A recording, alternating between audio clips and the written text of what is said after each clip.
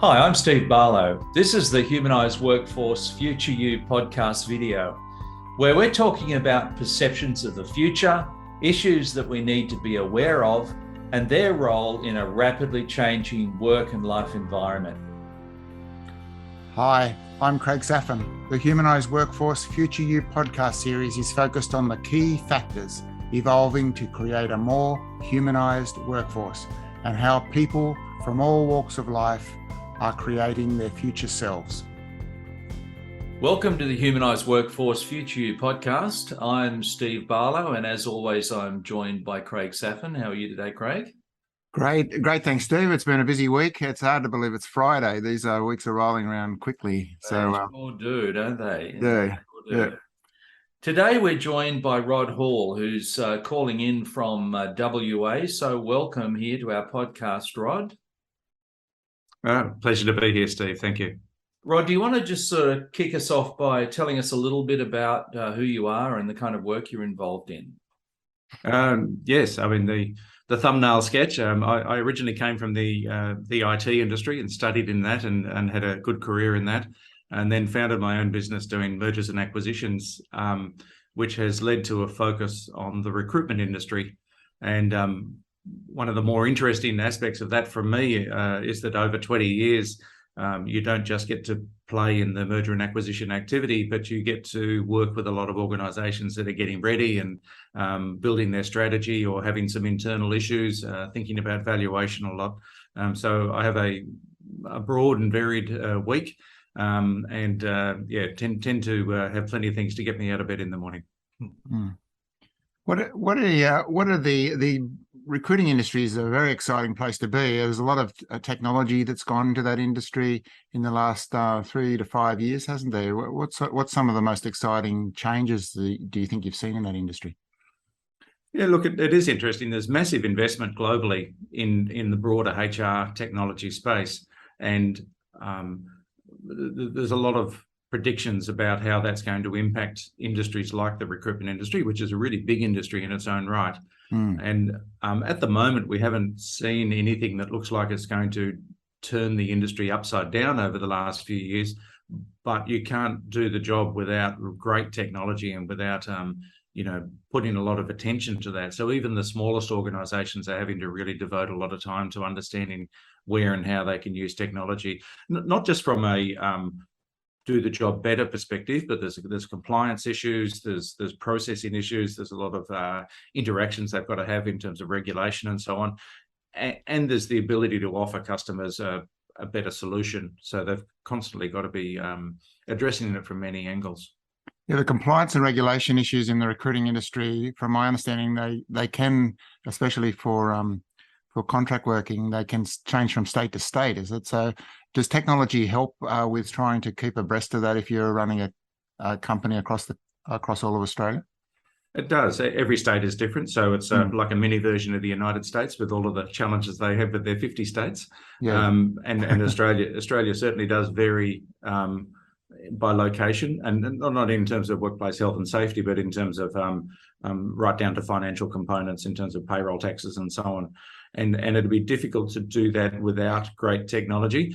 It's actually it's more important technology because of temp and contract, and you're working with other people's money. There's the opportunity to be exposed to fraud and to cybercrime and so on. So you've got to have a defensive position with technology as well as actually try and use it for your advantage. Yeah, there's been a few high-profile cases in the recent years, hasn't there? So absolutely. Can you tell me how has technology and the changes around compliance and things that you've just outlined changed the function or the role of the recruiter now, the average recruiter, if there is such a thing? Yeah, no, I'm not sure what an average recruiter is. Yeah. Look, just if I can take a slight deviation, the recruitment industry is dominated by small to medium organisations. So there are a few very large organisations that are global in nature and massive in size. But in countries like Australia and the UK and the US, there are thousands of small organisations. So it is predominantly a small to medium organisation industry.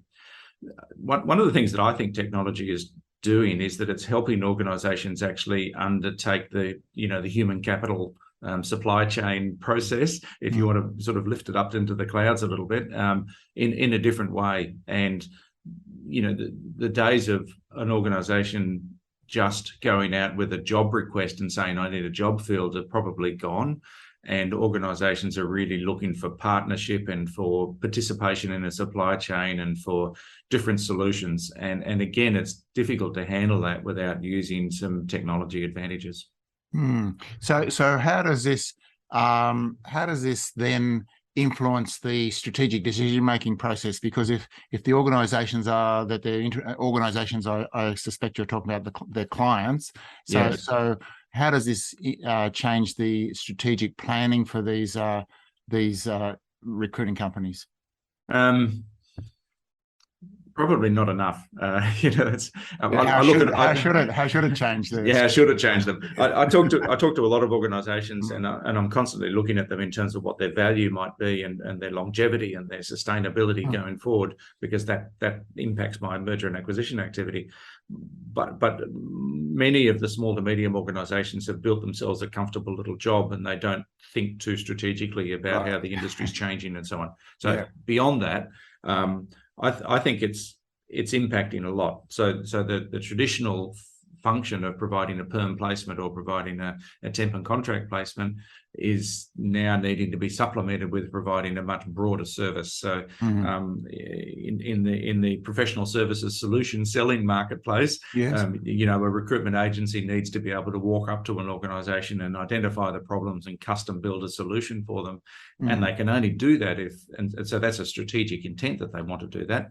But then the only way that they can execute that is if they've got really good processes, really good technology, and a really good understanding of costs and benefits of being able to provide some sort of a service. And so some companies are really thriving, and a lot of them are, possibly blissfully unaware. So is a lot of that that's happening then, is that sounds like a lot of like relationship building with clients at an executive level. It's nothing that's happening at a low level between the organizations, is it? Yeah, you've got to find the person in the organization and have a sort of a partnership approach with an organization at the right level who's trying to solve some problem. And it could be at a board level. And so some of the sort of workplace management and all those sorts of solutions that are coming out are where the board is asking a question of saying, who is on our site and what's our employment relationship with those people who are on our site, right through to we need volume, we need capacity, and all those sorts of things. And all of them can be approached with different solutions. And if you're not using technology as part of your strategy, then you're probably not going to be in the game. Right, and the end client's involvement in this process, or they're setting expectations, I suppose, and how are those expectations, or how are those expectations changing? And because they know what technology is available in the market as well. So what are you seeing from that side of the equation? Yeah, look, it's interesting, isn't it? The pendulum of insourcing versus outsourcing continues. Yes, with people as much as it does with any other function. And there are some organizations that are insourcing all of that. So they're finding pieces of technology and undertaking things themselves. And there are other people who are saying, hey, this is a big, complex, changing area. We're going to find a partner and work with them. And everything from the Department of Defence down to, subsidiaries of small companies are going through the same sort of question sets and trying to work out a way forward. The government's not necessarily helping, because the rules and regulations around employment and that constantly are being changed and politicised, and so there's a lot of debate in that area as well, which makes people a little bit hesitant about taking big steps. Yep. One of the I forget who wrote the book Crossing the Chasm, but it's a book about scaling small businesses, the types of businesses that you say you're dealing a lot with. And one of the things in that Crossing the Chasm is about scaling is the investment that's required. And so I imagine a lot of the technology that it has to be invested in costs. There's a cost to it, right?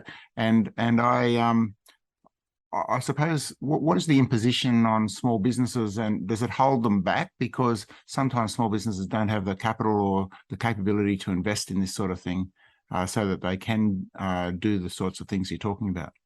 Yeah, that's really interesting. I think from most small business owners' perspective, technology is not that expensive compared to the people cost. And one of the nice things about the big private equity investment in technology and the number of people who are trying to build, the next unicorn company or whatever it may be, is that when the technology becomes available, it's usually software as a service, and it's usually on a click charge or something like that. So you pay what you use. And so I think the challenge for most business owners and most leaders is actually imagining how technology can be used and doing the work to understand what technology is available and what they're going to use, and then project managing its implementation, with a good fast fail attitude and all of those sorts of things. So I think it's actually the use of technology is the problem rather than necessarily the cost or the availability of it. Yeah, that is really interesting, because it hasn't always been the case, has it? That sometimes technology was expensive, and as you say, the emergence of the cloud and SaaS products have actually brought the acquisition cost down, hasn't it? So it's the cost of, or the ability to be able to make these changes and to move their workforce in that direction is that what you're saying? It seems to have got easier. Well, I think it's easier because you can turn it on and turn it off. I mean, the days of big contracts which are going to kill you, seem to have gone. But the cost is actually the corporate capability to be able to embrace it, use it, and take it forward.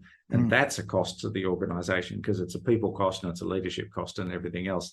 And I call it a corporate capability. So just like mergers and acquisitions is a corporate capability, or compliance is a corporate capability, the ability to investigate and find technology and use it and to do that efficiently is a corporate capability, and not enough organisations have it, especially the small to medium organisations. Oh, interesting. That's very interesting. So one of the things that has happened in the last few years, of course, we had the pandemic, and we've had very changeable economic conditions, and we're going through one of those at the moment.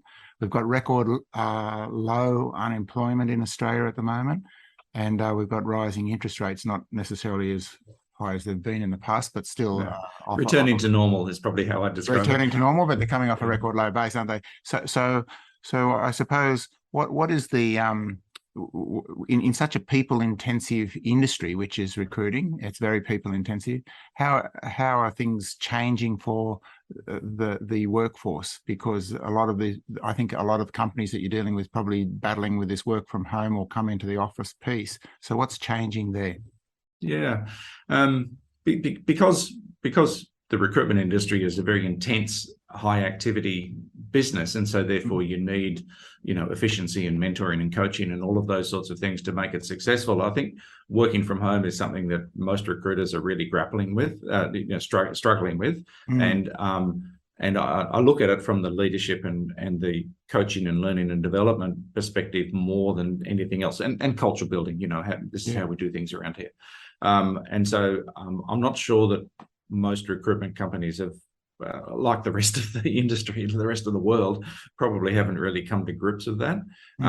Certainly back in 2000, there were a lot of organizations that got caught out in terms of technology and how they were operating. I think all of those days have gone.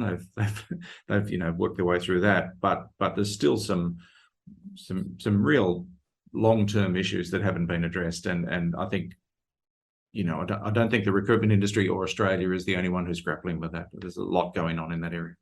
Yeah, I agree with you 100%. I think, it's all right to work from home, but it's a different work way, isn't it? And not having colleagues around you. And I mean, I always remember working on a huge sales floor, and the buzz that gets on that floor, it's hard to emulate over a Zoom call, isn't it? So, Well, you just can't do it, and that level of intensity that is required for the recruitment industry. It is a sales-driven, high activity level, and I just don't know how you bring new people into the industry when you never meet them and you never sit beside them, and you don't have that sort of instant coaching and feedback.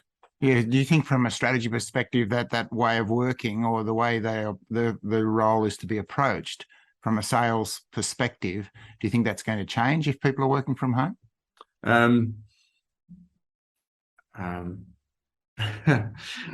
Look, it's such a great question, and It's I don't hard, have isn't it? It's I hard don't to have know, isn't it? Yeah. yeah, I don't have a big answer for it. I Yeah. gave a presentation last week to a group of small to medium business owners, and I had to be a little bit careful about what I was saying, because I know that they would work in a certain way, and that's not necessarily the way that I think they should be moving. But they've built themselves a business in a style that requires certain things to happen, and requires that level of thing. And in other words, the product that they're selling requires all of those things that used to operate 5 years ago. I'm thinking that there are other solutions that they could sell, which they can do in a different way, but not everybody's going to move in that direction. So, there'll be winners and losers, like every change goes on in the marketplace. Yeah, some of the big companies in Sydney, I expect in Perth as well, they've been trying to get people back to the work to the office for a long time now, and every time they try, then a new wave of COVID comes through or something. So they're really, for the mid to longer term, they're having to really rethink it seriously, not just think, well, this is going to blow over in a month or so. So and look, and I think the solution, you try and avoid the extremes. I think everybody working from home won't work. I think everybody being in the office full time won't work. I think there'll be some sort of a hybrid approach. But I think that in the recruitment industry that I deal in, I think some sort of period of core hours during the week is going to be required to be able to get the efficiency out of the organisation. So it'll be interesting to see how it evolves. It's one of those topics that I'd probably get 3 to 5 years down the track and then look back to see what happens. It's very hard to see how it's going to go. It's very hard to see, isn't it? Because it is such a dramatic change in the way we work and the way people engage with each other, isn't it? And the relationships you get with people and so on. I mean, you've been working remotely now for a long time, but also I know from our relationship, you used to rely on going to meet people face to face, and a lot of us used to travel to do that, but it's very different now, isn't it? So so I've still got clients that I've had over the last 2 years that I've never met, and I find that a bit weird. Weird. I am a face-to-face sort of person, and really enjoy the calls. So I've got to change the way I work, but everybody else does as well. Just one final thing I'd like to ask with you, and that is you're on a number of advisory boards, and can you tell me what is changing from a governance perspective and at that level in an organisation? So over the last few years, what's changed and what's forced those changes? Look, a big bold statement would be to say that most business owners have done an MBA in the last couple of years. They've had to address and deal with things that they've never had to deal with in their working life previously. And so from a corporate perspective, so not talking about the industry or the function that they perform, from a corporate perspective, they've had a massive learning experience because everything's been thrown at them. I'm pretty old, but I wasn't a business owner back when the last time we had inflation and a whole bunch of disruptive changes like this. So that was 30 odd years ago, and so I think the awareness and the understanding from most business owners has really improved over the last couple of years, and there's much more focus now on actually running a good business that is appropriately corporate, and I use those words, sort of appropriately corporate, because I think that was not in their mind before COVID, but is now definitely on their mind about how they've got to continually lift the business to be appropriate for the level of things that they're trying to achieve. Yeah, well, that all sounds very positive to me. I mean, it's forced people to actually take their business more serious, if I can paraphrase what you're saying. Yeah, and as a result, they are better leaders, they are better business owners, they are better legal directors. So I think in general, most things are really positive in terms of business ownership from what I've been able to see. Wow, that's really great to hear. So that's out of adversity comes opportunity. Exactly. That's a perfect example, isn't it? So, well, you could be be a little bit more Australian in your comment and say, they all got a slap on the back of the head, didn't they? And they sort of had to wake up and get on with it.